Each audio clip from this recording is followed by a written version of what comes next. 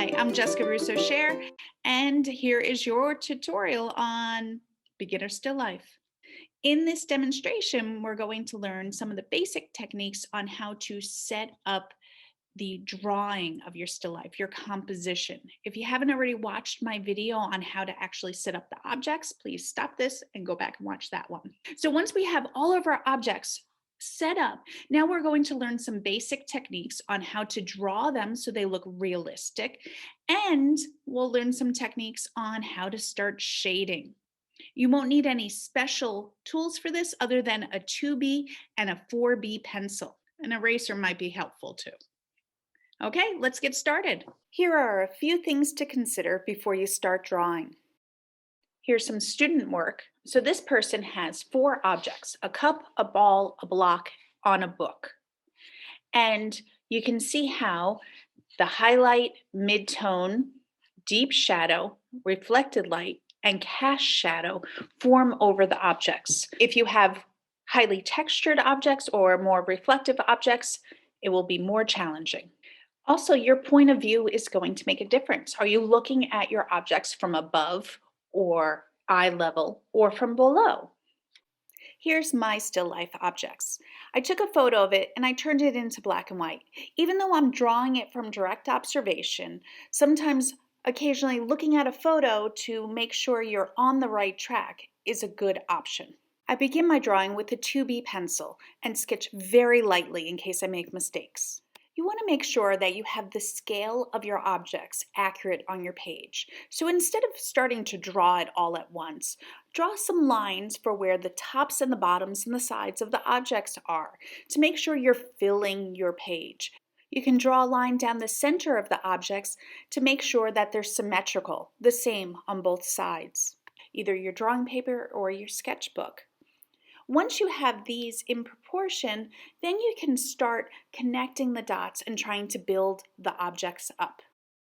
Measure with my pencil to make sure certain objects are in proportion and they are symmetrical. Now, I know one of the most challenging things about the objects I chose were going to be the ellipses, the circles for the top of the vase and the cup and the planter. As ellipses move closer to my horizon line, my eye level, they're going to be a little bit more narrow. And as they're lower, they'll be a little bit more rounded. And I'm just working on making sure that I have those angles accurate before I really start drawing them. Once I have the basic silhouette of all the objects, I'm starting to think about my chiaroscuro, my light and shadow areas. And I draw those as part of the puzzle pieces that make up all of the objects. And I draw them very lightly and figure out where the cast shadows are and where the highlights are, and just sort of map them out on the objects. As I move forward, I add more detail, but I'm not adding little details like decorations on the cup or the bottle, but more details in terms of light and shadow. When I'm ready to start shading, I'm going to remember all of those lessons on light and shadow and chiaroscuro and trying to create continuous tone.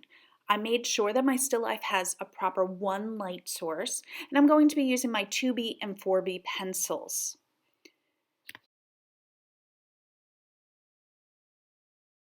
There are many approaches and techniques that you can use for shading, but these are a few that I like. Slowly start with your midtones and build the layers. Do small little circles or squiggles or little star shapes that overlap. It's important that you just don't do lines going all in one direction because that can flatten out the image. So instead you want to slowly build up layer upon layer to get your values as dark as you need them to be. You don't need special tools like kneaded erasers and blending stumps or tortillons to create really nice still life drawings. They're helpful, but really all you need is a piece of paper towel and some drawing pencils and drawing paper and a regular eraser. The paper towel helps from you smudging your hand all over the paper and making it really messy. I personally like to work all around the still life or whatever I'm drawing to make sure that I am getting my values equally balanced throughout.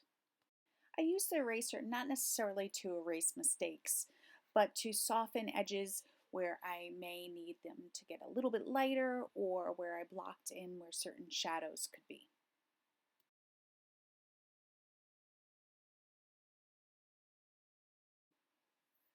I try to keep my lines going along the contour or the curve or lines or shape, the form of the object. So for example, shading inside the cup, I keep my lines going around the curve of the inside, and the outside of the cup, I try to follow the curve. But I'm careful not to outline. If you outline your objects, they will flatten out and you will lose the illusion of three-dimensionality.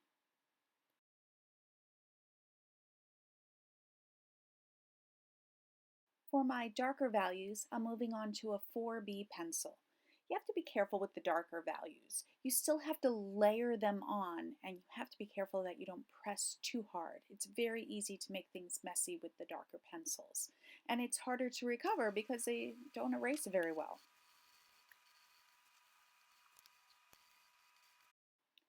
It's very likely that most of your drawing will not be white.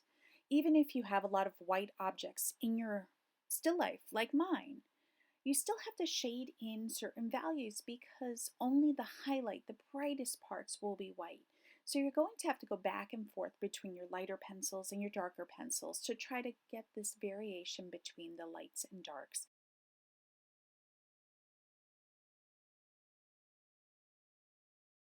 Now, one way you can do this is you can use your paper towel to soften and smooth, but you have to be very careful with this technique. Only do this to the big areas where you can smooth out. Otherwise, you will create only one value for all your objects and it will not be successful. Of course, if you own a blending stump or a tortillon, you can use that in place of this, but I'm assuming most of you don't have that type of material at home. One of the last steps is to go through with the eraser and clean up any edges and pull out any highlights.